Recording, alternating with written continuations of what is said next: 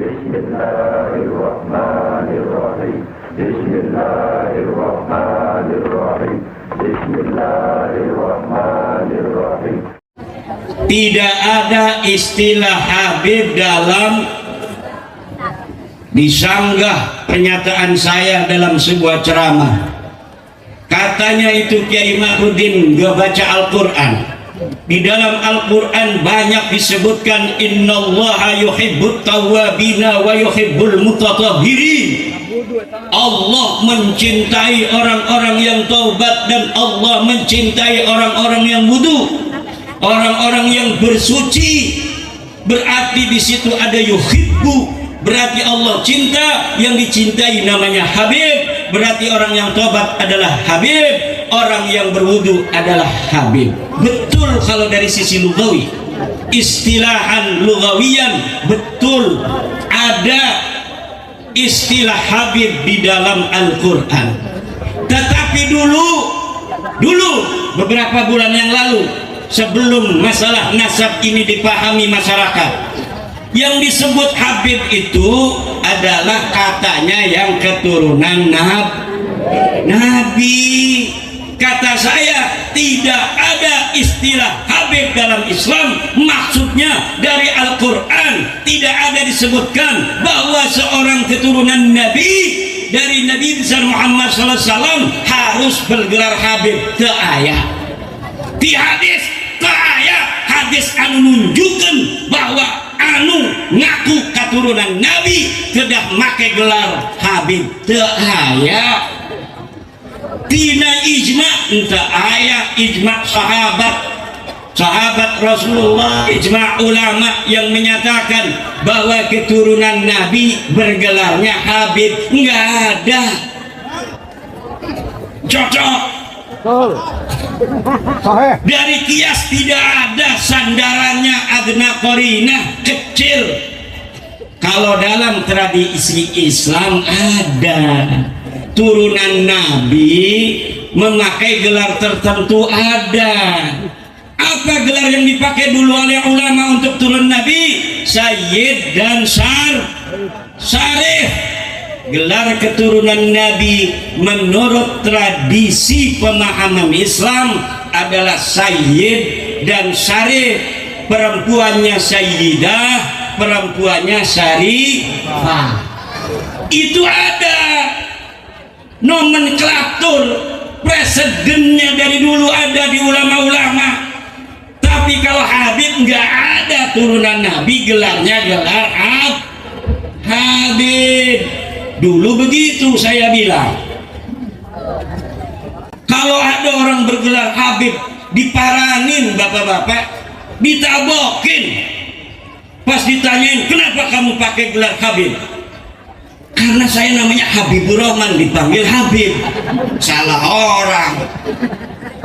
Itu sampai mereka menamparin orang yang namanya Habib, yang mengaku Habib dipanggil Habib, sampai mereka segitunya berani untuk menghilangkan kemanusiaan, menampar orang, ngejorogin orang, menghina orang dengan kertas. Guru sekumpul dihina nasabnya, katanya tidak bisa masuk golongan Ba'alawi, tidak bisa masuk golongan Habib. Guru sekumpul bukan Habib, ada suratnya. Sultan Maulana Hasanuddin As-Sayyid As-Syarif, Sultan Maulana Hasanuddin Banten, turunan Rasulullah dari Musa Al-Kadzim. Anak cucunya hanya ditaruh nama Habib, dipukulin orang di Bekasi dulu. Sekarang nggak diambil-ambil, hei sini, enggak saya mau Musa Al-Kadzim, bukan kamu Ba'alawi, enggak saya Musa Al-Kadzim, enggak kamu Ba'alawi. Sekarang laris. Sekarang cucu-cucu wali songo di rangkul, dirayu-rayu, kalian ini turunan Habib, kalian ini Ba'alawi. Dulu dihina-hina. Dulu dihina-hina. As-Sayyid As-Syarif, Sultan Maulana Hasanuddin, keturunannya dihina. Bahkan Sunan Gunung Jati Syarif Hidayatullah dihina oleh orang yang mengaku namanya Habib. Masih ada videonya di YouTube. guru kita bersama Abuya As-Sayyid As-Syarif Buya Dimyati, Buya Muhtadi, dihina-hina oleh mereka, disebut hai ajam. Ada nasib videonya di YouTube, seorang Habib namanya Habib Umar, dia panggil Abuya As-Sayyid As-Syarif Muhtadi bin Dimyati dengan sebutan ajam. Apa itu artinya ajam? Bukan orang Arab. Langsung langit marah, langit marah. Hasil DNA sekarang menyebutkan mereka DNA-nya G. Non artinya G, ajam, lain Arab. Mereka bukan orang Arab.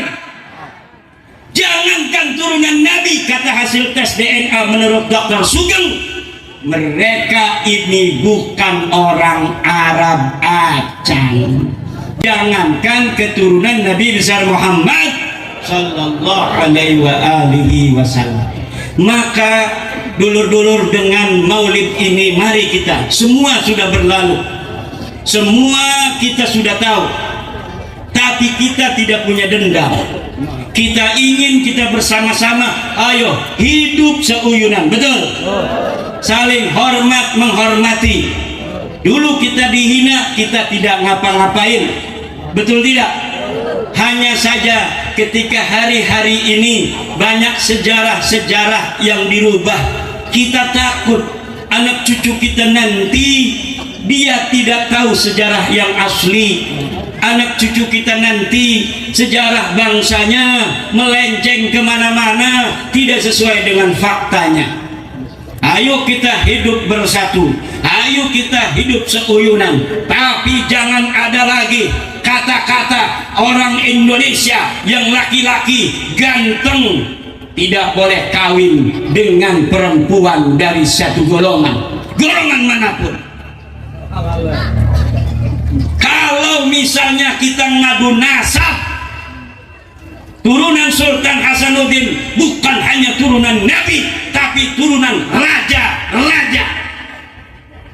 Kalau yang sekarang ada, Banten itu 17 raja, 17 sultan. Kalau dia turunan raja terakhir tahun 1808, maka dia dari Banten saja keturunan 17 raja.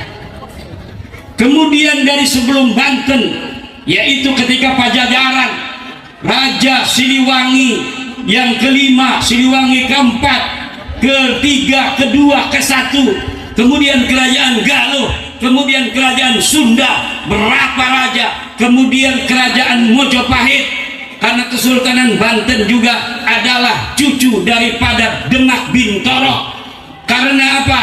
Karena Sultan Maulana Hasanuddin mempunyai istri Nyai Ratu Purnama Sidi, putra daripada Raden Patah Demak. Raden Patah Demak adalah putra daripada Raja Majapahit terakhir, namanya Brawijaya V. Jadi keturunan Banten adalah keturunan para raja-raja Majapahit.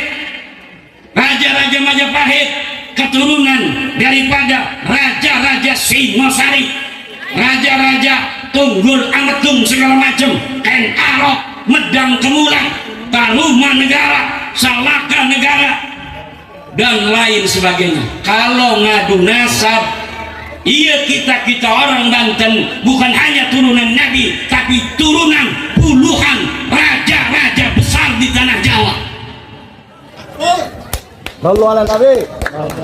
Kalau mereka mengatakan mereka turunan Nabi, kita juga turunan Nabi 11-12. Tapi urut dari mereka ada nggak turunan raja-raja?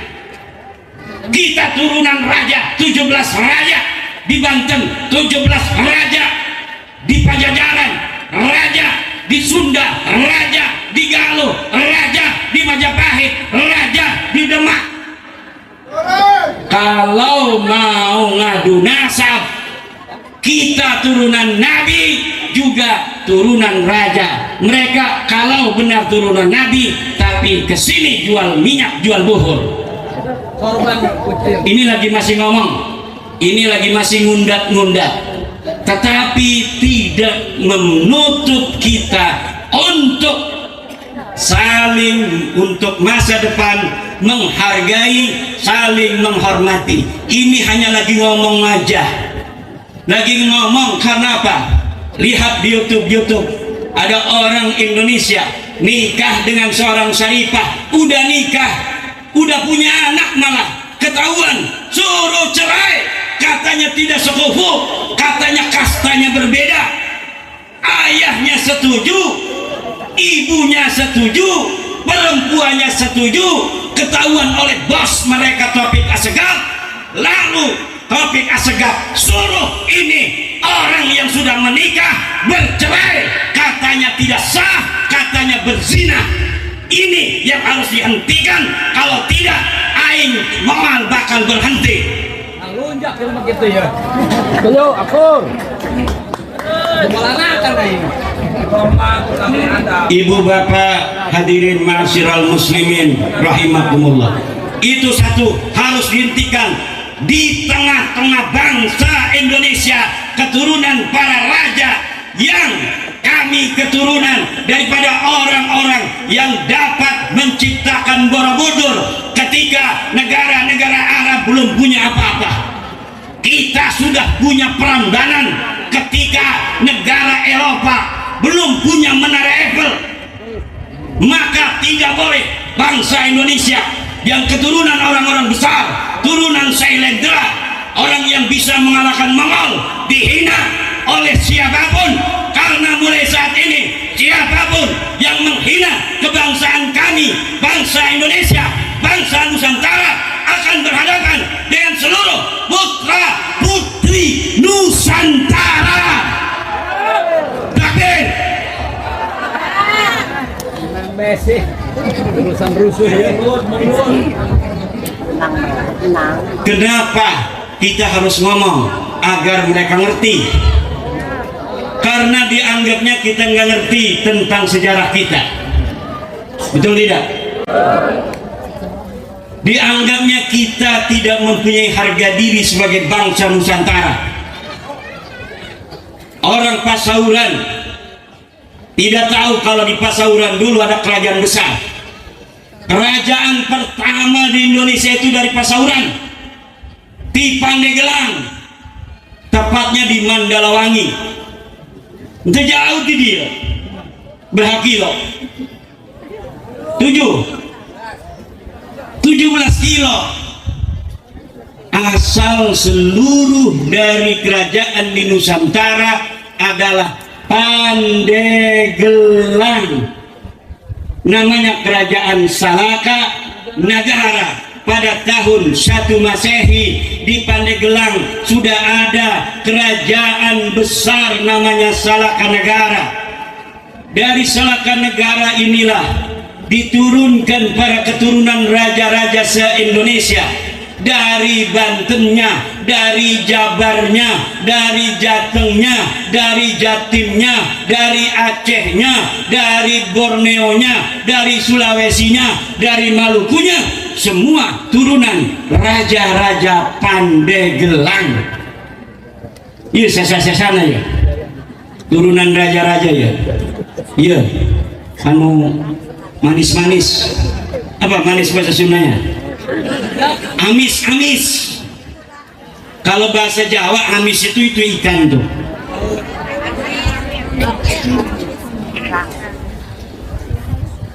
Turunan raja-raja, harus ingat dia turunan raja, tetapi tidak boleh sombong. Betul?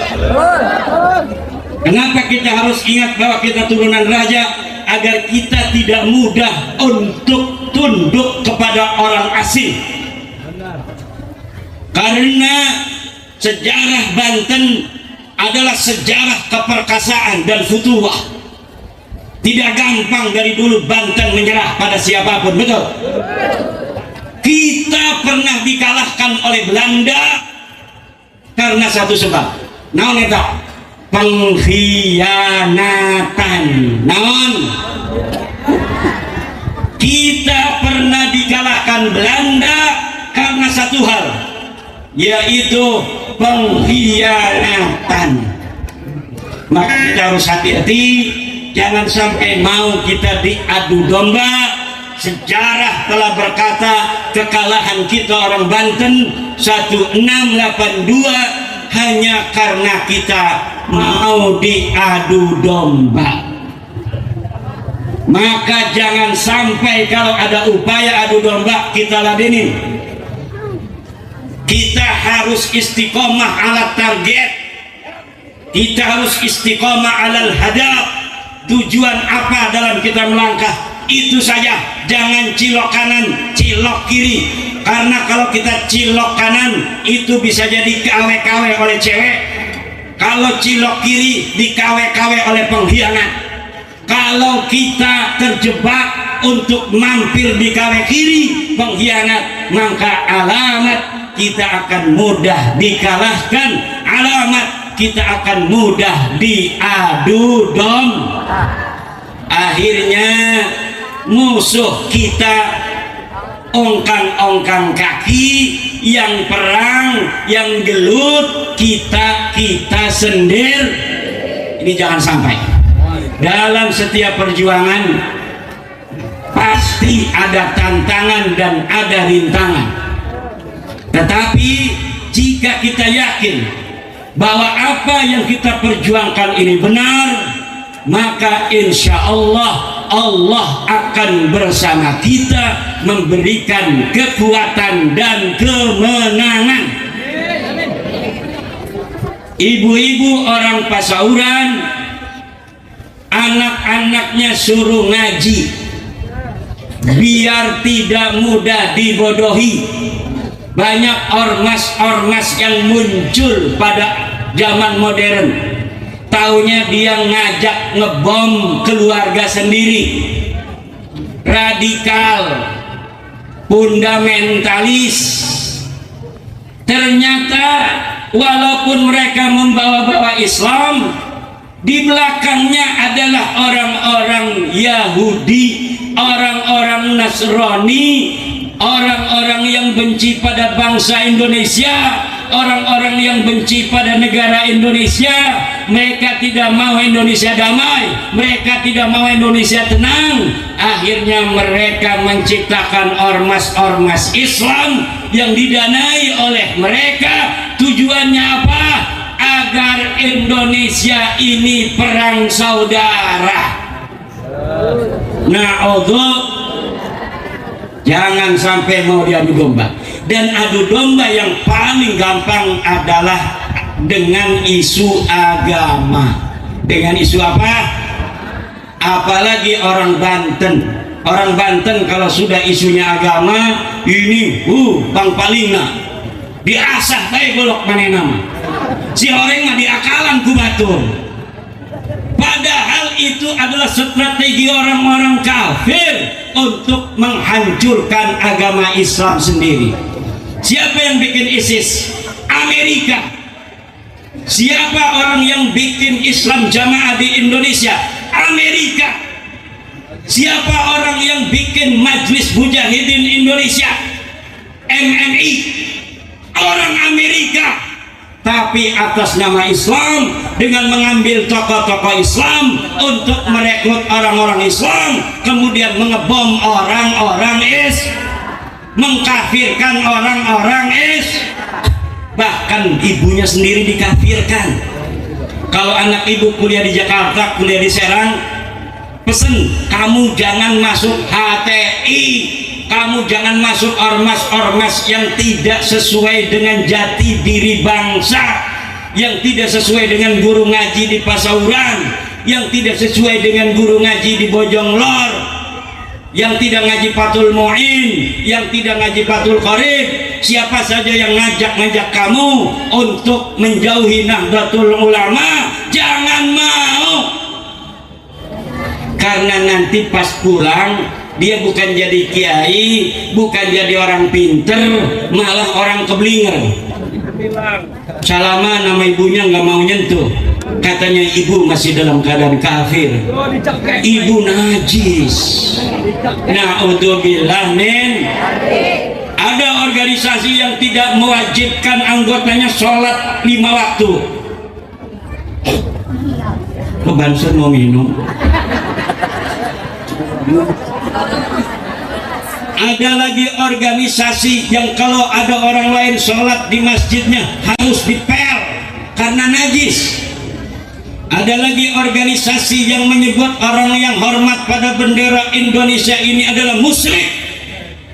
Ada lagi orang yang menyebut orang yang masih percaya pada Pancasila adalah taghut, dan lain sebagainya. Kalau sudah ada ciri-ciri anak-anak bapak-bapak dan ibu-ibu, sudah ada ciri-ciri demikian, i'lam, ketahuilah bahwa anak-anak ibu sudah kena virus radikal. Sebentar lagi dia mau ngebom masjid itu. Siapa orang-orang yang ngebom masjid di Suriah? Orang Islam yang menganggap orang yang sedang sholat itu karena tidak membantu ISIS maka dia kafir, yang boleh dibom, boleh dibunuh. ISIS membunuh satu masjid 300 orang yang sedang sholat Jumat tanpa rasa tega, membunuh saudara sendiri yang sedang menyembah kepada Allah, karena menurut mereka orang yang sholat itu kalau belum jadi anggota ISIS adalah orang-orang kafir. Kita banyak masalah ini Indonesia, walaupun kita tenang-tenang saja karena belum masuk di pasauran. Coba kalau ada 2 orang aja udah berideologi begitu, sibuk itu ketua MCNU, sibuk ketua MUI, ya di dia igunawan bisa aya di dia, lain di dia mah Islam na kuat, NU na kuat, kiai na masih hidup, memang ispae masih hidup ke kiai-kiai loba, kunaon bisa keasupan eta fundamentalis radikalis begitu. Pokoknya ulah sampai anak ibu-ibu terbawa oleh aliran-aliran yang lain, ormas-ormas yang lain. Wakafa bi NU jam'iyatan, wakafa bi NU jam'iyatan, wakafa bi NU jam'iyatan. Insyaallah kita akan bahagia dunia dan akhirat.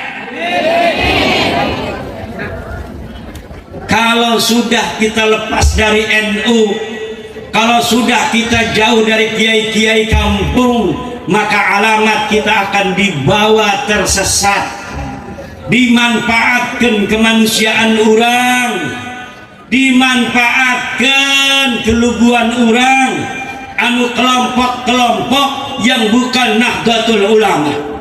Kalau Nahdlatul Ulama tidak pernah ngakalin anggotanya, Nahdlatul Ulama anggotanya kiai-kiai di majelis taklim ngajarin ngaji, kadang-kadang dia ngajarin ngaji dia yang bawa kopi, itu kiai NU. Dia ngajar ngaji dia bawa kopi, bawa ngamplopin sendiri, takut dimarahin oleh istrinya. Mana amplopnya? Ngajar ngaji saya amplopan. Yo, padahal mah ngamplop sorangan. Itu kiai Kenapa dia sampai begitu? Karena ingin mendapat pahala saja. Kalau bukan kiai-kiai NU, dia mengumpulkan orang itu ada tujuan selain kemaslahatan orang yang dikumpulin. Aya bae tujuan naon bisoting engke, wah eta imam besar cenah, loba jamaahna, bisa dijual ke calon presiden eta. Tapi kiai NU mante, bahkan kiai NU mah diakalan bae ku jamaah. Kiai NU eta diakalan jamaah. Mampir ke rumah kiainya ngeluarin ngerokok, aduh biasa action, rokok ketinggalan kiai, aduh cuma abu dah cina. Tah kiai NU tah, bu, perlu diongkosan. kunaon eta kiai NU kok kitu ikhlasna tapi barokah hidupna karena manena ikhlas tawakal ku Gusti Allah, makanya dibalas oleh Allah ad'afan mudha'afa. Dibalesna eta kiai-kiai anu ikhlas tina Nahdlatul Ulama eta tikel-tikelana tikelan ente kahitung pokona mah jelma anu paling sugi di pasauran can tentu pamajikanna dua, betul, tapi kiai anu teu boga duit dua pamajikanana. Bener teh? Tah, bener cek ibu-ibu ge. Setuju eta ibu-ibu tah. Eta nunjukkeun barokah eta ibu-ibu. Nunjukkeun eta teh barokah. Yang kaya raya punya istri dua gelut melulu, betul? Cengker di pasar. Pamajikanna kiai can mireng, can denge aya ribut di pasar eta. Bener teh? Eta ya dulu ala annahu barokah. Alhamdulillah. Paling gelupna di SMS, gelup di WA. Siapa pamajikan morak lobalagana. Paling di WA. Alhamdulillah. Tanggal berapa? Bukan lahirnya baginda Nabi. Tahun naon? Poe naon? Poe Senin eta teu aya ikhtilaf. Para ulama setuju bahwa semuanya sepakat Nabi Muhammad lahirnya hari Senin. Linasin fih, karena ada nasnya. Fihi wulidtu wa fihi unzila alayya. Tapi kalau tanggalnya tanggal 12 fihi khilafun, ada ikhtilaf ulama. Ada yang ngomong tanggal 12, ada yang ngomong tanggal 8, ada yang ngomong tanggal 9, ada yang ngomong tanggal 11, ada yang ngomong tanggal 2. Bulan lagi beda-beda. Aya nu ngomong bulanna bulan Rabiul Awal, aya nu ngomong bulanna bulan Muharram, aya nu ngomong bulanna bulan Rajab. Tapi jumhur ulama mengatakan bahwa maulidnya Nabi besar Muhammad terjadi hari Senin tanggal 12 Rabiul Awal, tahunnya tahun kunaon eta di ngaranan tahun gajah. Kumadak aya pasukan Tiaman, pasukan gajah Tiaman bade nyerang ke Mekah, hoyong menghancurkan Ka'bah. Kenapa orang Yaman pengen ngancurin Ka'bah, pengen ngancurin Mekah? Karena hasud, iri, dengki. Orang-orang dari penjuru Jazirah Arabia kok pada ngunjungi Mekah, kok pada tawafnya di Ka'bah. Akhirnya ada seorang raja hasud, iri, dengki, namanya Abroha. Siapa namanya? Ini Abroha. Dia bikin gereja yang besar, namanya gereja Al-Qalis. Dia berharap dengan settingan yang indah, taman-taman di sekitarnya, disiapin kolam renang, disiapin permainan anak, disiapin tempat parkir yang luas. Mudah-mudahan orang tidak datang ke Mekah, orang-orang tidak tawaf di Ka'bah, pada datangnya semuanya ke Yaman. Tapi ternyata harapan tinggal harapan. Orang-orang Arab tetap datangnya ke Mekah, tawafnya tetap di Ka'bah. Akhirnya Raja Abroha Yaman menyiapkan pasukan, puluhan ribu pasukan, menyerang Mekah, menyerang Ka'bah. Dia menggunakan seekor gajah sebagai kendaraannya yang namanya Mahmud. Dia datang ke Mekah, dia berniat menghancurkan segalanya. Di tengah jalan yang sudah memasuki kota Mekah, apa saja yang ada milik orang Mekah dirampas. Ada kambing dirampas, ada pos ronda dihancurkan, ada ontanya Abdul Muthalib dirampas. Abdul Muthalib orang kaya, ontanya di Mekah ratusan dirampas oleh Abroha. Kuburan diganti. Akhirnya orang Mekah ketakutan melihat pasukan yang begitu besar, pasukan yang begitu lengkap senjatanya. Orang Mekah pada lari ketakutan, kecuali Aminah, bunda Nabi Muhammad sallallahu alaihi wasallam. Dan yang kedua siapa? Abdul Muthalib. Semuanya pada ketakutan. Aminah tetap di rumah, dia memegang perutnya seakan-akan dia tahu bahwa akan melahirkan seorang besar yang tidak takut apapun, namanya Muhammad sallallahu alaihi wasallam. Abdul Muthalib menghadap pada Abroha. Hei Abroha, aku punya onta dan katanya onta-ontaku telah kau rampas.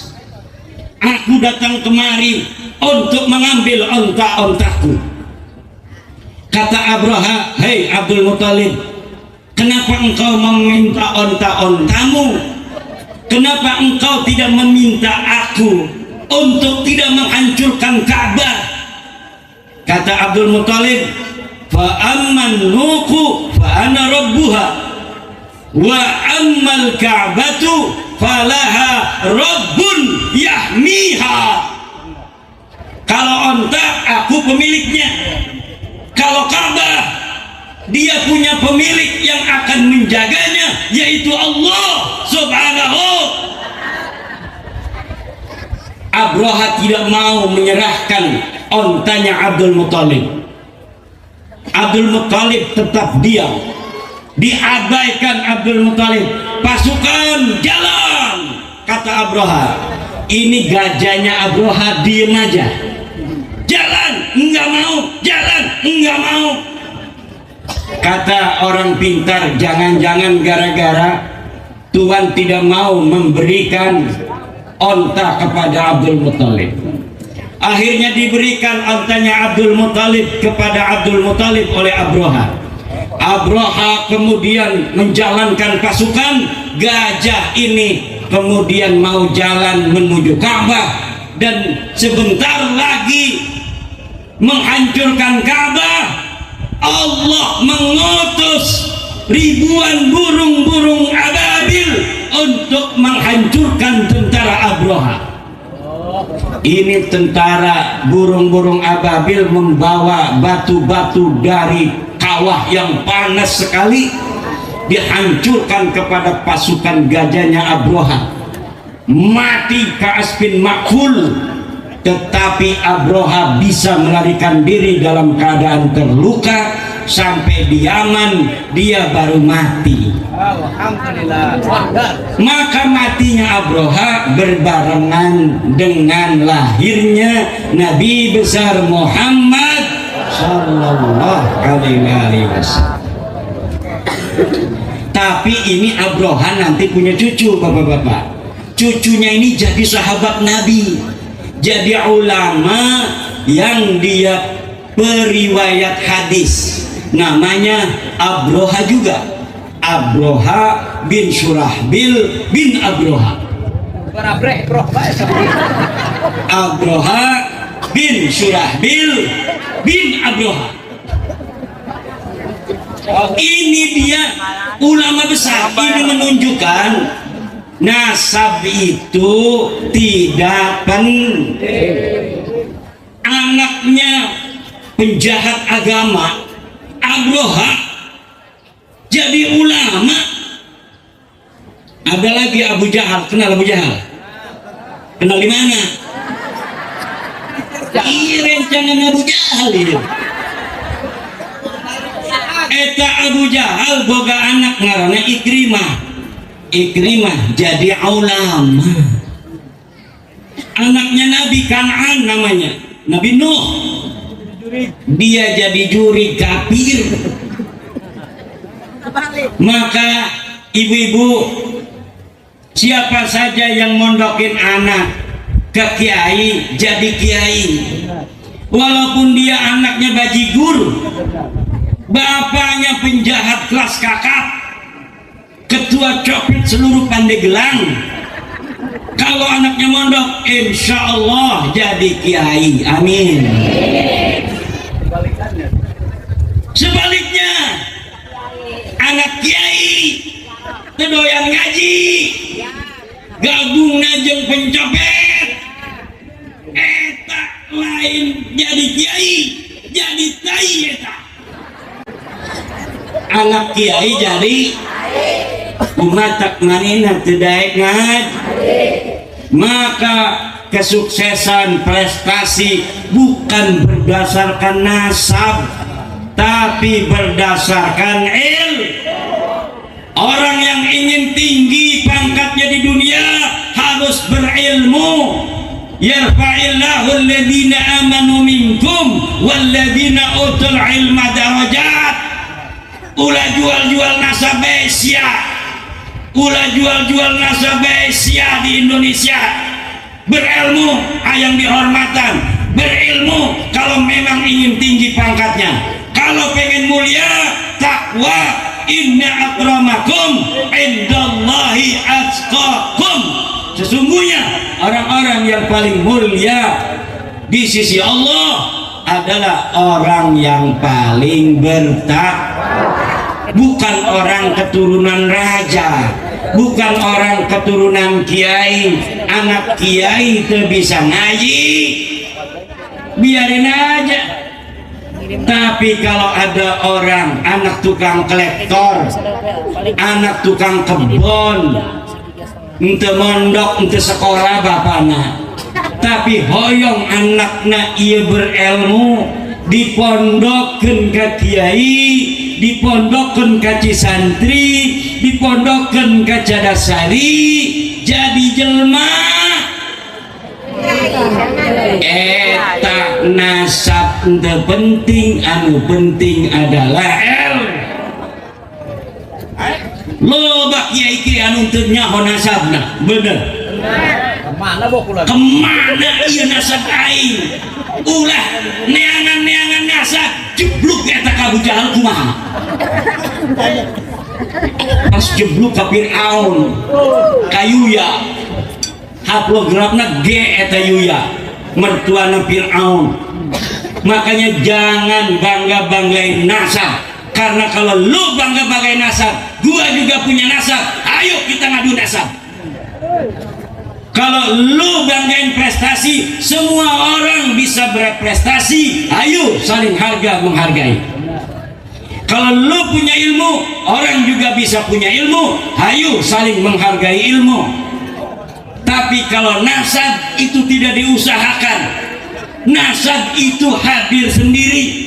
Kayak orang itu mukanya rambutnya rintik, itu bukan mesen. Dari sananya udah rintik, lu jangan bangga-banggain rambut rintik. Woi hebat rambut saya merintik, lu mah lurus. Gak boleh. Kenapa? Karena rambut bukan hasil kerja keras kita, tapi hasil Allah. Iya kulit aing mah putih, kulit sia mah eta kayak areng. Salah nyetak cenah. Ulah gitu eta urang putih kulitna, hidung kulitna eta ti Allah. Urang teu mesen teu, maka urang jangan sampai berbangga dengan sesuatu yang bukan hasil kerja keras kita. Nasab bukan hasil kerja keras kita, tidak pantas dibangga-banggakan. Yang harus dibanggakan akhlak, karena akhlak itu bisa untuk diusahakan. Yang harus dibanggakan naon? Ilmu, karena ilmu siapapun bisa mengusahakannya. Kalau bapak-bapak, ibu-ibu, kemanusiaannya ini normal, tidak akan mendukung orang-orang yang membangga-banggakan nasabnya di atas nasab orang lain, karena dengan itu sama saja bapak-bapak, ibu-ibu sedang merendahkan bapak-bapak dan ibu-ibu sendiri di hadapan manusia lainnya. Dan ini Allah tidak suka, karena bagi Allah semua manusia adalah makhluknya, semua manusia adalah sama, yang membedakannya hanyalah takwa, yang membedakannya hanyalah ilmu. Jangan mau kalian bapak-bapak, ibu-ibu, saudara-saudara mendukung orang yang membangga-banggakan nasab. Nasab hanya untuk silaturahmi. Kalau saya ada nasab dari Pasuruan, dari tadi saya udah ngomong nasab Pasuruan. Tapi karena memang saya nggak ada, saya cari-cari adengnya dari Pasuruan, nggak ada. Tapi kalau ada misalnya nanti ketemu, saya kesini lagi, saya akan ngomong nasab. Supaya apa? Karena nasab digunakan untuk silaturahmi. Kalau memang kita ada jalur dengan suatu kampung, maka kita katakan kampung itu bahwa kita ada nasab dengannya. Seperti Nabi Muhammad, ketika Nabi Muhammad hijrah ke Madinah, Nabi Muhammad menyebut silsilahnya ke Bani Najjar, bahwa hai orang Madinah, jangan anggap aku ini orang lain, karena aku di Madinah, nenekku dulu berasal dari Bani Najjar, kota Madinah. Kemudian orang Madinah memanggil Nabi Muhammad, ya ibna ukhtina, wahai anak laki-laki saudara perempuan kami. Jadi nasab hanya untuk silaturahmi. Saya silaturahmi dengan Kiai Yusuf udah lama, karena ada nyambung nasab. Kami sama-sama ketemu di Prabu Gesanulun, Sumedang Larang.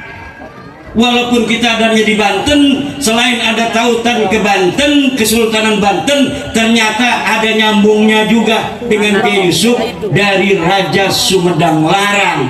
Dari situ kita bersilaturahmi untuk tepuk sana, agar ada menambah kekeluargaan kita. Karena orang yang tambah keluarga, tambah kenalan, maka akan tambah rizki, umurnya akan dipanjangin Allah. Tapi tidak boleh membanggakan nasab, membangga-banggakan nasab, akhirnya menghina orang lain. Ayo kiai, diujuk-ujuk daya kemana-mana, dihina lain, siapa lain turunan sultan, siapa lain turunan raja, siapa turunan demit meren. Ini orang besok juga akan rendah dia, besok juga dia akan rendah, dan orang yang dihinanya ini akan tinggi setinggi-tingginya. Amin. Maka kita orang Islam tidak boleh lagi bicara nasab. Ayo kita bicara amal, ayo kita bicara ilmu, ayo kita silaturahmi, ayo saling harga menghargai, ayo saling hormat menghormati. Wallahu huwal muwaffiq ila aqwamit thariq. Wassalamualaikum warahmatullahi wabarakatuh.